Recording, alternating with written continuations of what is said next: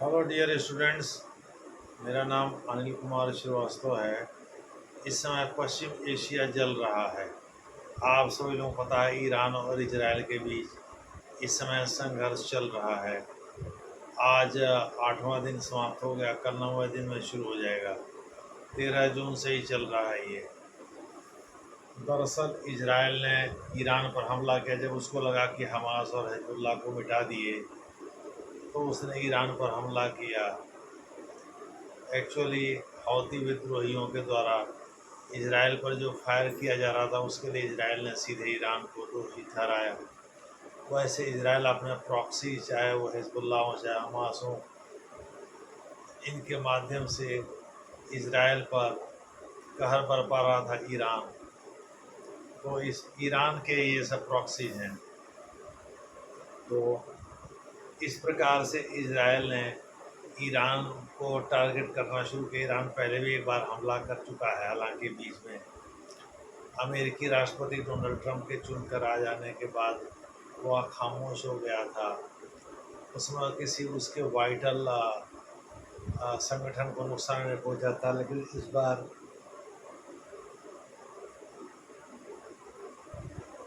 Israel, जो कि air superiority में ईरान से बहुत आगे है, उसने ईरान पर कहर बरपाना शुरू कर दिया। ईरान ने इसका जवाब मिसाइल अटैक से दिया।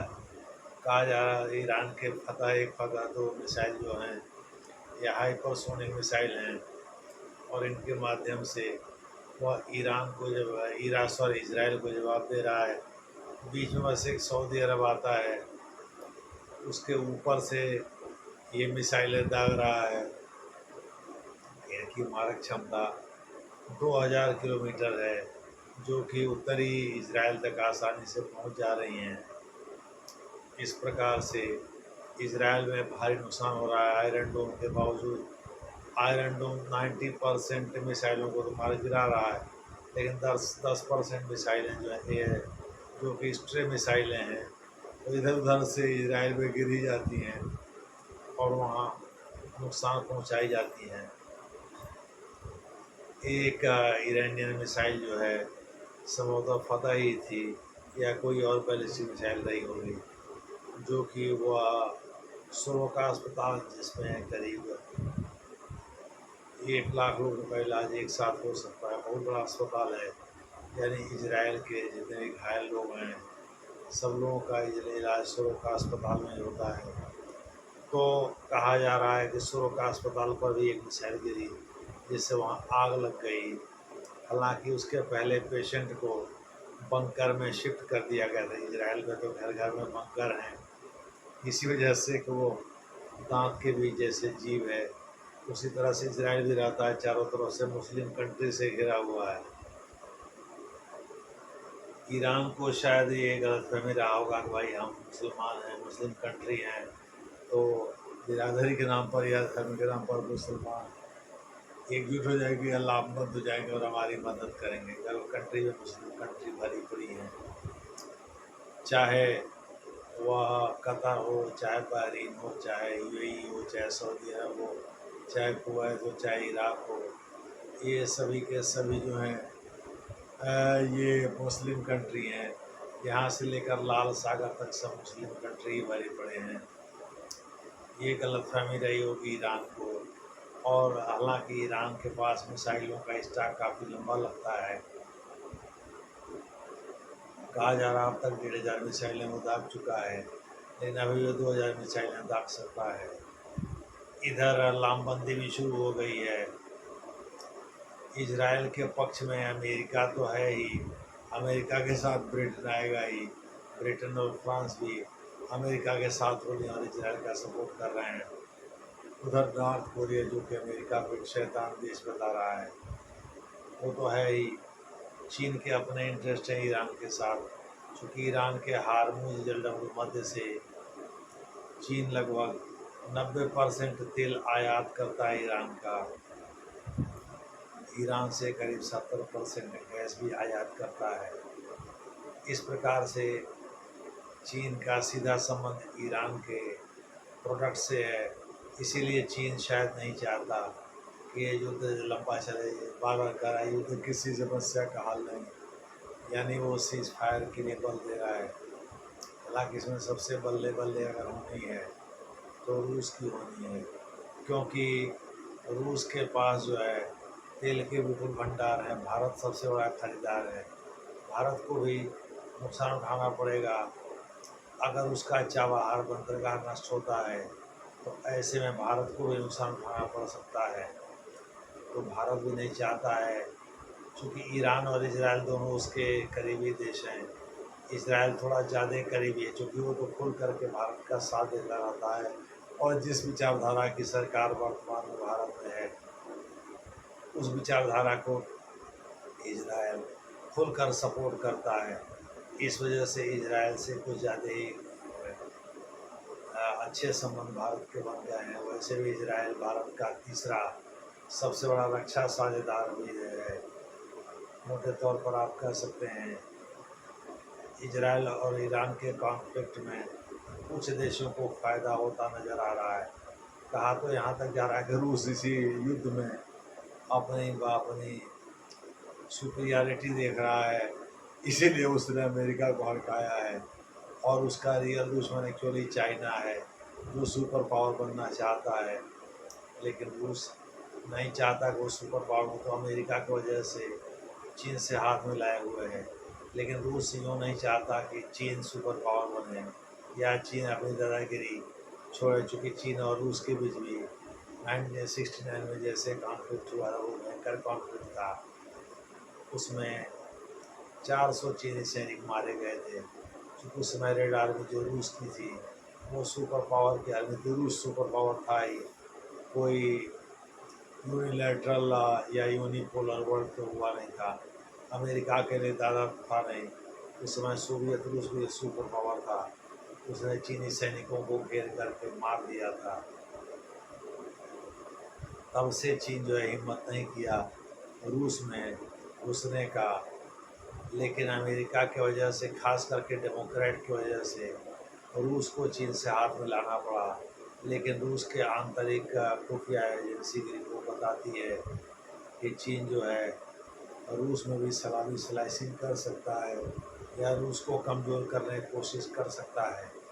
कई डिसग्रंटेड रूसी वैज्ञानिकों को उसने अपने यहाँ जगह दी है। कई रूसियों से वो काम ले रहे, इसे सारी वजह व्लादिमीर पुतिन को पता है। इसीलिए भले ही ऊपर से वो शी जिनपिंग के साथ अपनी सॉलिडरिटी दिखाते हैं, लेकिन अंदर अंदर वो चाहते हैं चीन कमज़ोर हो। और अगर ईरान नष्ट होगा तो जाहिर है चीन कमज़ोर होगा, क्योंकि चीन को जो तेल आयात करता है ईरान, वो चीन नहीं ले पाएगा। और जगहों से, गल्फ कंट्री से फिर उसको जाना पड़ेगा लेने के लिए तेल, और नए सिरे से सब प्लान करना होगा।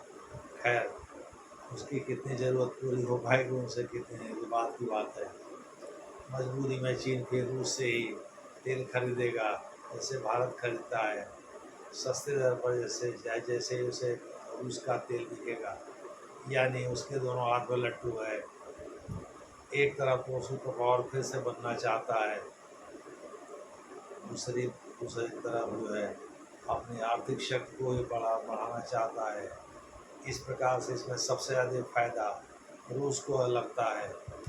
आपको हम बता दें, इजराइल और ईरान के कॉन्फ्लिक्ट में ईरान इजराइल के तमाम, जैसे बीरशेबा नामक शहर जो है, या हाइफा शहर के बहुत खास हिस्सों को तबाह तो कर ही रहा है मिसाइल अटैक से। लेकिन इजराइल भी अपने एयर सुपीरियरिटी से ईरान के न्यूक्लियर साइट्स को नष्ट कर रहा। हालांकि ईरान के फोर्डो नामक जगह पर जो न्यूक्लियर साइट है, जो पहाड़ों के बीच में है, उनको बस्ट करने के लिए बंकर बस्टर कहा जाता है। एक ख़ास तरीके की मिसाइल होती है जो अमेरिका के पास है, किंतु अमेरिका इजराइल को भेज चुका है या भेजेगा। अब ये कहा जा रहा है उसने 800 कार्गो प्लेन के जरिए अस्त्र शस्त्र भेजा है इजराइल को। उसमें वो चीज़ है कि नहीं है, ये देखने वाली बात होगी। आज के समाचारों में बस इतना था कि भाई 800 कार्गो प्लेन के जरिए अमेरिका ने इजराइल को अपना अस्त्र शस्त्र भेजा है।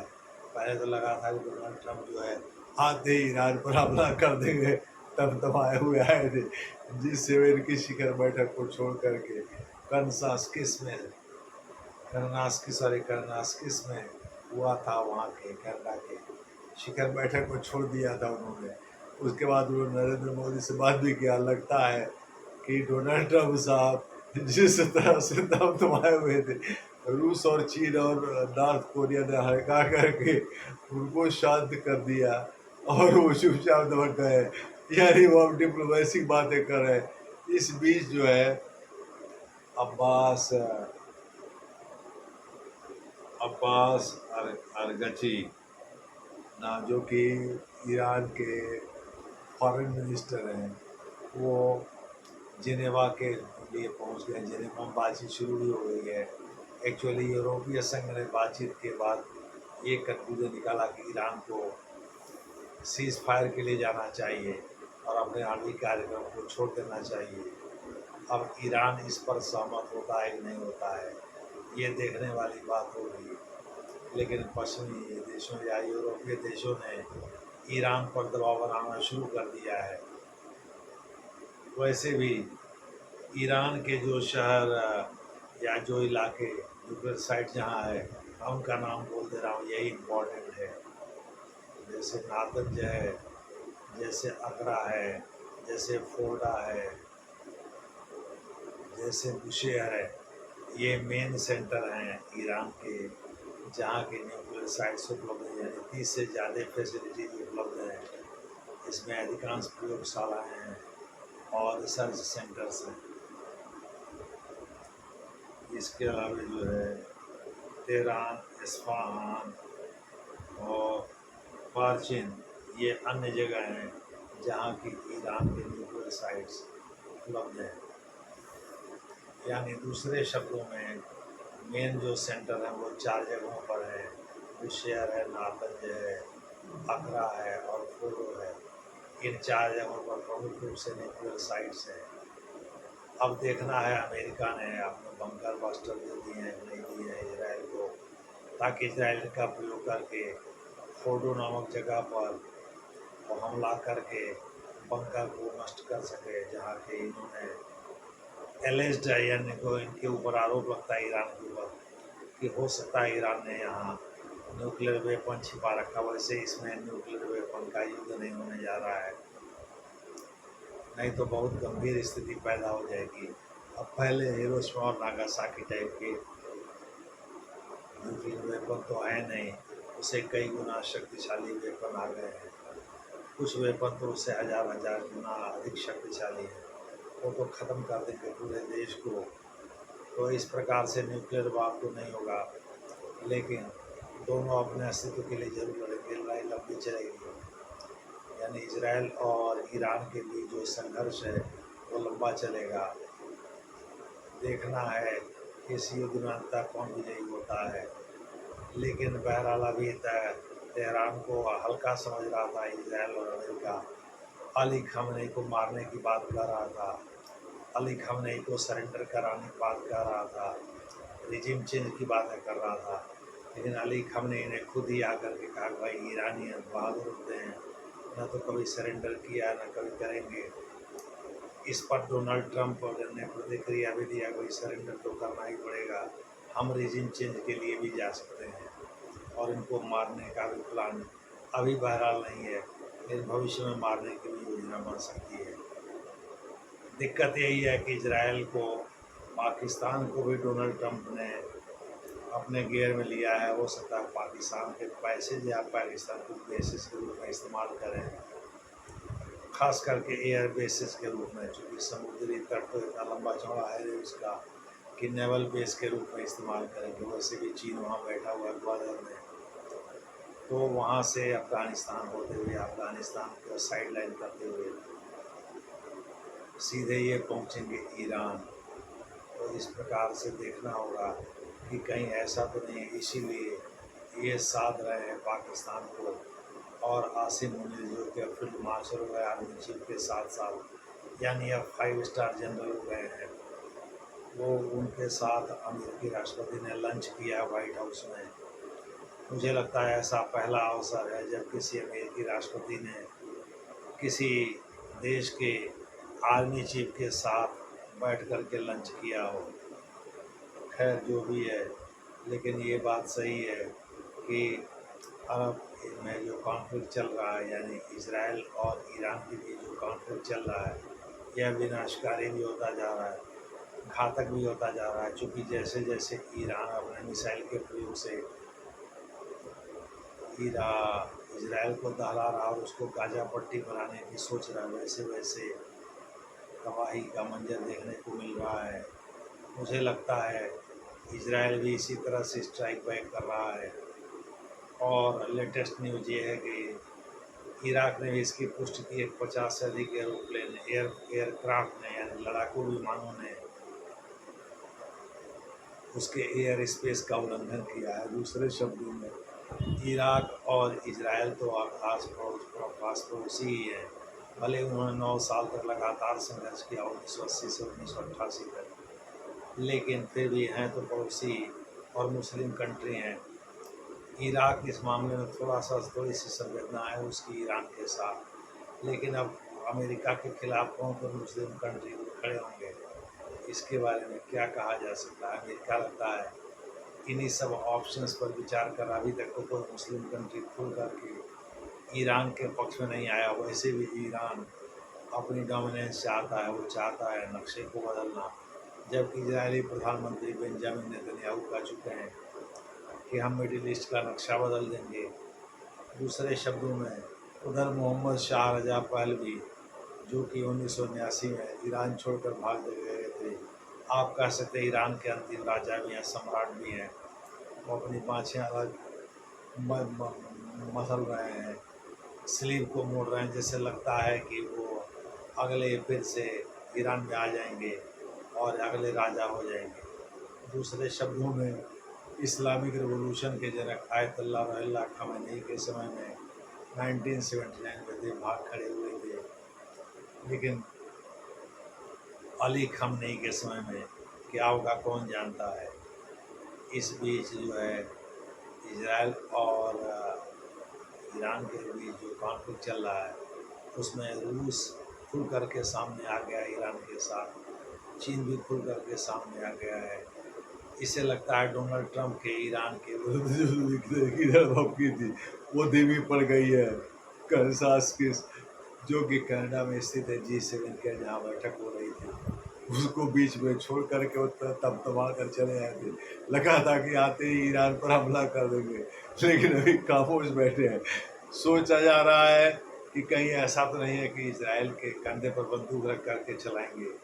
इजराइल के माध्यम से ही वो लड़ेंगे, ईरान में प्रॉक्सी वार लड़ेंगे, सीधे नहीं लड़ेंगे, क्योंकि उनको डर है कि कहीं अमेरिकियों को नुकसान न हो जाए। वैसे भी कारोबारी आदमी है और सुपर पावर की जंगें चल ही रही है, तो देखना है कि आगे क्या होता है। जैसा होगा वैसा आपको बताया जाएगा। दूसरे शब्दों में ईरान और इजराइल के जंग में जो टर्न राउंड आएगा, उसके बारे में आपसे ज़रूर चर्चा की जाएगी। देखना है ये युद्ध कब तक चलता है। मुझे तो लग रहा है ये युद्ध लंबा चलेगा, या अगर सीज फायर हो तो सीज फायर करने की कोशिश कराएंगे पश्चिमी देश और कुछ मिडिल ईस्ट के, यानी मध्य पूर्व, यानी वही पश्चिम एशिया के देश मिल करके। सऊदी अरब ने ऑलरेडी ऑफर तो दे ही दिया है। देखना है कौन कौन देश सामने आते हैं। कतर, सऊदी अरब, ये दोनों अमेरिकी खेमे के देश हैं। UAE भी अमेरिकी खेमे का देश है। बहरीन भी अमेरिकी खेमे का देश है। कुवैत भी अमेरिकी खेमे का देश है। तो देखना है इनमें कौन कौन से सामने आते हैं और कौन कौन जो है इस युद्ध विराम को कराने में इजराइल और ईरान की मदद करते हैं, दोनों को मनाते हैं। धन्यवाद। इस बीच जो है ईरान और इजराइल आपस में गुत्था हो रहे हैं। हिजबुल्लाह को बेंजामिन नेतन्याहू ने कड़ी चेतावनी दी है कि भाई वो इस युद्ध में उसको डर है कहीं ईरान की तरफ से वो उठ खड़ा ना हो, लड़ने लगे भिड़ने लगे तो उसका इजराइल का ध्यान भटक जाएगा। तो इजराइल ने हिजबुल्लाह को चेतावनी दी है। देखना ये संघर्ष कौन सा टर्न लेता है, आगे क्या होता है, ये मज़ेदार होगा। ध्यान देने योग्य होगा। धन्यवाद।